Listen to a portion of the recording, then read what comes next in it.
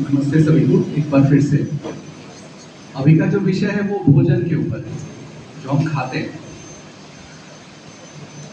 अब ये भी देखिएगा कि जिस मानसिकता पे हम लोग पहली सत्र में हम चर्चा कर रहे थे, तो अभी हम भोजन को भी आजकल कैसे देखते हैं, इसमें क्या प्रोटीन है, इसमें क्या कैलोरी है, इसमें फैट है क्या, है ना। इस तरह से हम उस चीज को देखने का प्रयास करते हैं। तो इस पर मैं आऊंगा कि ये क्या है और हमारे शरीर पर प्रभाव डालते हैं कि नहीं डालते हैं। लेकिन आप देखिए, जो मेट्रोलॉजी बोलते हैं, जो पैरामीटर है, मापक है, वो भी भारतीय नहीं है। चाहे कैलेंडर भी बोल दीजिए, वो भी भारतीय नहीं है। आयुर्वेद को भी देखने का दृष्टि एलोपैथी है कि एलोपैथी जो जो करता है आयुर्वेद कर सकता है क्या। वो तो मानक होगा वेस्टर्न साइंसेस और उसको फॉलो करना है भारतीय विज्ञान को, ठीक है। तो केमिस्ट्री अगर फिजिक्स बनना चाहेगा तो फेल ही कर जाएगा। जो दो अलग विषय है, अगर वो बनना चाहेगा तो वो उसके जैसा नहीं बन पाएगा। तो ये दो पुस्तक मैंने लिखी, एक है ऋषि इंटेलिजेंस और गौ संहिता। और क्यों लिखी ये भी मैं बताता हूँ। पहले इंग्लिश में आई थी, फिर ये हिंदी में आई। इसमें ऋषियों का महामंडल नहीं है, ऋषियों के तरीकों का पूरा वर्णन है कि ऋषि कनाद ने किस प्रकार कार्य किया। क्योंकि एक आर्टिकल जब मैंने लिखा था इंटरनेट पे, तो एक न्यूजीलैंड के साइंटिस्ट ने बोला कि माइक्रोस्कोप दिखा दीजिए तब हम परमाणु थ्योरी पे बात मानेंगे। आपका लैब कहाँ है? अगर लैब होगा तब जाकर के आपके विज्ञान को हम मानेंगे। तो ऋषियों का रिसर्च का क्या तरीका है उसको ढूंढने के लिए अलग अलग ऋषियों के कार्यों को मैंने देखा। जैसे चरक हैं, महर्षि चरक है जिन्होंने आयुर्वेद लिखा, आपके ऋषि कणाद हैं, कपिल मुनि है जिन्होंने सांख्य दर्शन लिखा, पतंजलि है जिन्होंने योग सूत्र लिखा। तो उनका पिडागॉजी एपिस्टेमोलॉजी क्या है, उन्होंने जो जाना उसको कैसे जाना, उस चीज का क्या तरीका है। तो उसके लिए मैंने ये ऋषि इंटेलिजेंस लिखी थी। और ये गौ संहिता, गायों की आयुर्वेदिक चिकित्सा कर सकते हैं क्या, उसके ऊपर पूरी व्याख्यान है। मतलब भारत में अलग अलग जगह भ्रमण करके कि अगर मैं देसी गौ पालन को किसी गांव में प्रमोट करना चाह रहा हूँ और वहां पर वेटरनरी डॉक्टर नहीं है, तो क्यों गाय को रखेगा। अगर बीमारियों को अगर ना सुलझा पाए तो उसको बड़ी दिक्कत आएगी गाय पालने में। तो इस विषय को लेके जब मैं ICAR रिसर्च इंस्टीट्यूट जो है एग्रीकल्चर का, मतलब कृषि का भी विषय लेकर मैं गया कि अग्निहोत्र का प्रयोग कृषि को लाभ दे सकता है और दे रहा है, ये पॉलिसी का पार्ट क्यों नहीं है, भारतीय नीति का पार्ट क्यों नहीं है। तो उन्होंने जब देखा तो उन्होंने बोला इसको वैलिडेट कैसे करेंगे रिसर्च में, ये साइंटिफिक नहीं लगता। अब 10,000 किसान मान लीजिए लाभ ले रहे हैं, उनको लाभ मिल रहा है, तो वो प्रूफ नहीं है। जब तक उसको साइंटिफिकली रिसर्च पेपर में पब्लिश करेंगे, 25 साल का रिसर्च होगा, फिर वो पॉलिसी रिकमेंडेशन होगा, फिर वो उसके लिए आश्वासन होगा, कमेटी बनेगी, फिर उसका ट्रायल होगा, फिर तब जाकर के 50-60 साल लगेंगे, मतलब एक ही पॉलिसी को बनाने में। तो यहाँ पे एक विचार आया कि ये जो कृषि और गौ पालन मैं देख रहा हूँ, इससे पहले भारतीय विज्ञान को भी स्थापित करना पड़ेगा कि ये भी सीरियस टॉपिक है, ये कोई पिछड़ापन नहीं है या पुरानी बात नहीं है, ये आज भी कार्य करता है। और भोजन और कृषि एक ऐसा सेक्टर था जिसमें वेस्ट फेल करता है। तो यहाँ पर वो अवधारणा भी लाई जा सकती थी। जैसे बहुत लोग बोलते हैं कि पहले क्यों नहीं करते, बाद में बताते हो, वेद में लिखा हुआ है पहले करो, विश्व को बताओ, विश्व गुरु बनना है तो पहले करना जरूरी है ना। ये नहीं बताना कि ये लिखा हुआ है, हमारे प्राचीन लोग भी करते थे। तो कृषि एक ऐसा क्षेत्र है जिसमें पूरा दुनिया अभी परेशान है, चाहे पेस्टिसाइड का प्रॉब्लम हो, उत्पादन की समस्या हो, भोजन की गुणवत्ता की समस्या हो, भोजन से बीमारी की समस्या हो। अभी आयुर्वेद की सबसे बड़ी समस्या है कि उसकी जो जड़ी बूटियां आती हैं उसमें ताकत कम हो रही है, क्षमता कम हो रही है, पोटेंसी जो टेक्निकल लैंग्वेज बोलते हैं कि हाउ उसकी पोटेंसी गिर रही है, तो दवाइयां भी कमजोर बनेगी।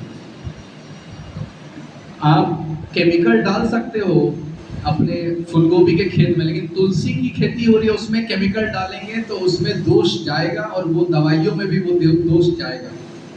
आपको जड़ी बूटियां तो कम से कम प्राकृतिक उगानी थी या जंगल से लानी थी, ठीक है। तो जब गौ संहिता या आयुर्वेद मैंने देखा कि ये पशु पे भी काम कर रहा है और पौधों पे भी काम कर रहा है। मतलब एक ग्रंथ मिली जो 1994 में भारत आई, यूके की बॉटलियन लाइब्रेरी से, ऑक्सफोर्ड की लाइब्रेरी से। मतलब लगभग आप मान के चलिए कि, अच्छा, और ये बात भी मैं अभी बता दूं कि नालंदा में जो पुस्तक जले तो हम लोग को बुलाया था कि हमारा ज्ञान लुप्त हो गया, ऐसा कुछ नहीं हुआ। एक पुस्तक की एक ही कॉपी थोड़ी होती है, कई कॉपीज होती हैं। जो स्टूडेंट्स होते हैं उनके पास भी कॉपी होती है, वो अपने देश भी ले जाते हैं। तो अगर 15-20 देश से आपके यहाँ पढ़ने आ रहे थे तो उनके पास भी तो उनकी कॉपी होगी। तो इन्फिनिटी फाउंडेशन ने कोलंबिया यूनिवर्सिटी के साथ मिल करके पूरे दुनिया में जो भारतीय टेक्स्ट है उसका कलेक्शन स्टार्ट किया कि प्राकृत में कहाँ पे है, वहाँ के लोकल लैंग्वेज में है क्या, चाइना में है क्या। चाइना में तो ऐसा किया कि उन्होंने एक वो मंदिर गए, वो मंदिर में सबसे ऊंचे स्थान पर पांडुलिपियां रखी हुई थी। तो उन्होंने बोला ऊंचा क्यों रखा हुआ, तो बोला कि ये हम इनका सम्मान करते हैं क्योंकि इस चीज से हमें बहुत सारा ज्ञान मिला। तिब्बत में आपको बहुत सारी पांडुलिपियां मिलती हैं। तो भारत ने भारतीय मैन्युस्क्रिप्ट मिशन बनाया, इंडियन मैन्युस्क्रिप्ट मिशन बनाया, नेशनल मैन्युस्क्रिप्ट मिशन NMM, जिसका भी नाम है ज्ञान भारतम। तो उनके पास कितने ग्रंथ होंगे, हम मान के चलिए, कोई गैस, कोई संख्या कि अभी भारत के पास अपने कितने मैन्युस्क्रिप्ट हैं, पांडुलिपियां, संख्या के तौर पर अगर गैस करना चाहे तो कितने हैं? 500, 5000, 50,000, 50 लाख, कितने होने चाहिए? गेस करिए, कोई संख्या बताइए कितने हो सकते हैं। 1 लाख। और कोई संख्या?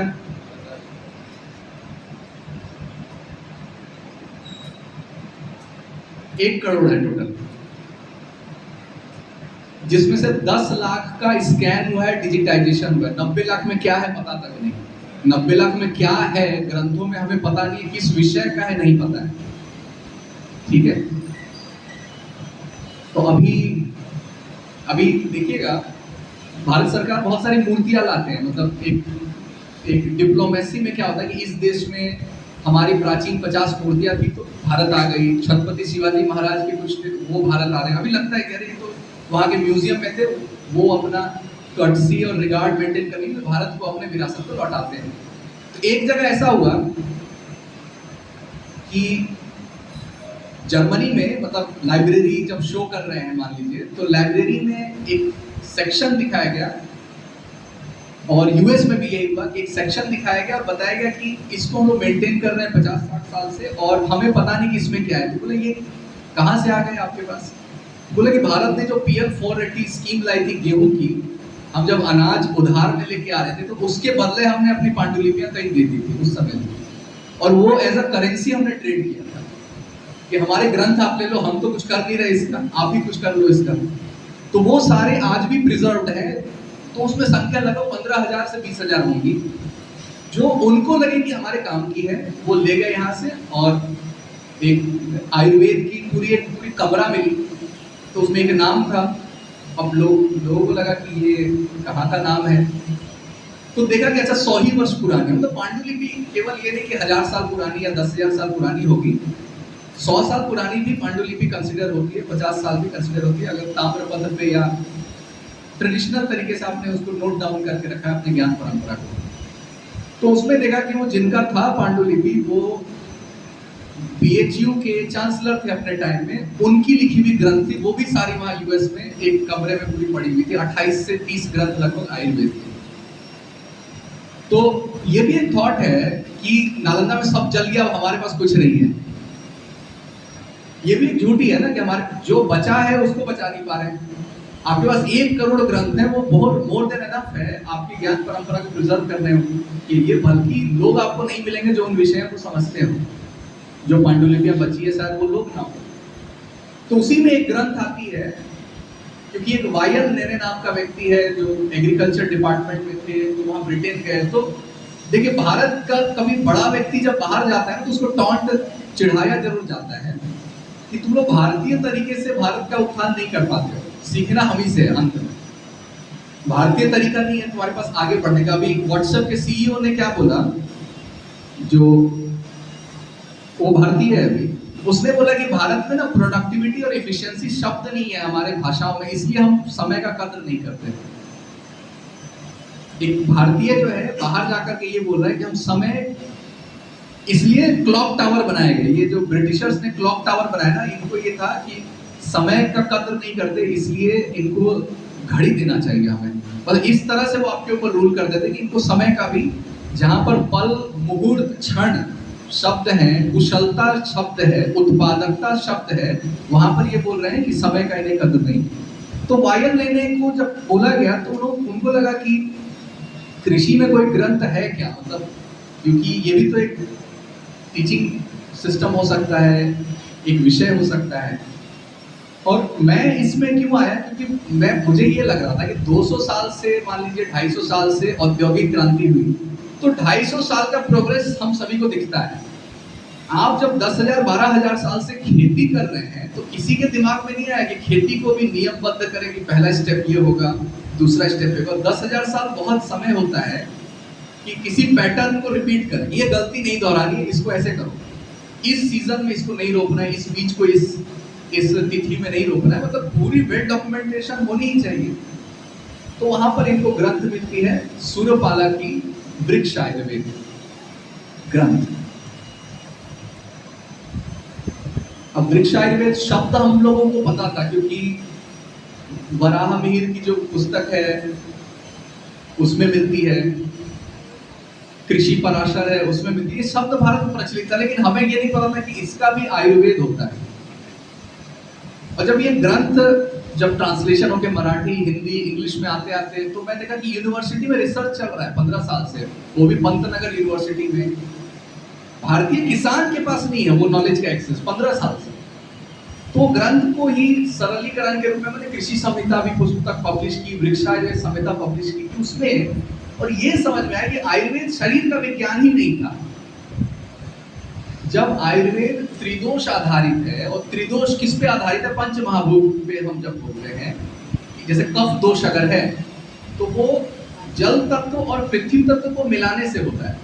तो मैं पौधे में कैसे कफ दोष देखूंगा, अगर पौधा है उसमें मैंने ज्यादा पानी पटा दिया, ज्यादा पानी दे दिया, और पत्ते मान लीजिए पीले पड़ गए, तो एक आम आदमी ऐसा सोचेगा कि कुछ खाद की कमी रह गई, कुछ कीड़ा लग गया होगा, जड़ में कुछ समस्या होगी, पौधा ही बढ़िया नहीं होगा। लेकिन पानी आपने दी तो वहां जल तक तो एक्सेस में चला गया, एक्स्ट्रा चला गया। तो कोई चीज अति सर्वत्र वर्ज्य, जब ज्यादा हो जाएगी तो वही दोष उत्पन्न करेगी।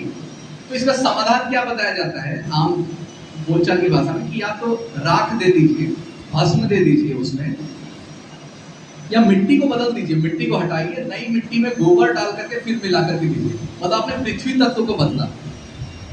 तो पहले में भस्म और राख डाल रहे थे तो वो नमी सोख रहा था, माने जल तत्व को कंट्रोल कर रहे थे, और दूसरे तरफ में पृथ्वी तत्व को कर रहे थे। तो ये विषय है, और क्योंकि तत्व आधारित है तो तत्व से तो जानवर भी बने हैं, पशु भी बने हैं, गौमाता भी बनी है। इसका मतलब यदि मुझे समझ में आए कि त्रिफला मेरे शरीर में किस दोष का निवारण करती है, और उस दोष को मैं पशु में ढूंढ लूं और पौधों में ढूंढ लूं, तो त्रिफला वहां भी काम करेगी। और यदि ये साइंटिफिक है तो हर बार काम करेगी। ठीक है, ये केवल मानवीय शरीर पे काम नहीं करती है, और ये वास्तु में भी काम करती है, बिल्डिंग के डिजाइन में। तो आयुर्वेद मेडिकल साइंस नहीं है। हमने वही एलोपैथी के लेंस से उसे मेडिकल साइंस समझ लिया। तो हम क्राइसिस में सोचते हैं आयुर्वेद क्या कर पाएगा मेरे लिए। वो तो दिनचर्या, ऋतुचर्या, आपको मतलब उसमें धर्म शब्द आता है तो उसमें क्या बताया जाता है कि सूर्य का धर्म क्या है कि इस समय पर उग रहा है और फिर चला जा रहा है। तो इंग्लिश में होता है सर्केडियन रिदम।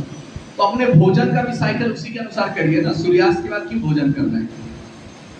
निद्रा का भी साइकिल उससे, तो ऋत जो प्रकृति के नियम है, ऋतु और रिदम जो बोल रहे हैं, उसके अनुसार जब जीवन में आप सत्य को उतारते हैं उसे ही धर्म कहते हैं। तो आप जो अभी बोलते हैं लाइफस्टाइल डिजीज हो गया, लाइफस्टाइल डिसऑर्डर, रात रात भर जगे रह रहे हैं, सोने के समय भी फोन चला रहे हैं, खाना ढंग टाइम पे नहीं खा रहे हैं, किसी के साथ किसी भी भोजन को ले रहे हैं, पथ्य नहीं देख रहे, किसी भी सीजन में, ठंडे के सीजन में तरबूज खा रहे हैं। तो आयुर्वेद आपको नियमबद्ध करता है कि बीमारियां ही ना हो, और यदि बीमारी हो भी तो उसका शुरुआती स्टेजेस में ही निवारण हो। एक्सेस हो जाएगा तो आयुर्वेद में खुद है कि परीक्षण करके आपको बताना है कि आप ठीक कर पाएंगे कि नहीं ठीक कर पाएंगे तो आयुर्वेदाचार्य को बोल देना है कि मेरे से ठीक नहीं होगा, देरी हो चुकी है। तो ये विज्ञान यदि एज अ साइंस डेवलप हो, केवल चूरन के रूप में नहीं या केवल भस्म के रूप में नहीं, अगर मैं उसके विज्ञान को समझ पाऊं तो पौधे की बीमारी और गायों की बीमारी भी ठीक की जा सकती है। विज्ञान यही करता है। इंजीनियरिंग देखिए बात की चीज है, टेक्नोलॉजी उसके बाद की चीज है। स्मार्टफोन के पहले इलेक्ट्रॉनिक्स इंजीनियरिंग है, उसके पहले फिजिक्स है, उसके पहले मैथमेटिक्स है और उसके पहले लॉजिक है। मतलब तर्क से चीजें प्रारंभ हुई।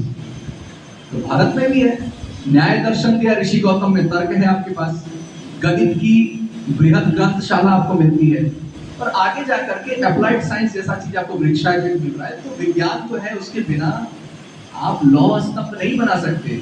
किसी भी लोहे में जंग लग रहा है, नहीं लग रहा है, तो आपको material science, material property, chemical reaction, मौसम की समझ, केमिस्ट्री, हर चीज की समझ होगी। इंजीनियरिंग उसे गोल बनाना, तब तक आप उस चीज को बना नहीं सकते। आपके पास अगर मंदिर है, बिना नॉलेज सिस्टम के वो चीज हो ही नहीं सकती, अचानक से कोई चीज नहीं बन सकती।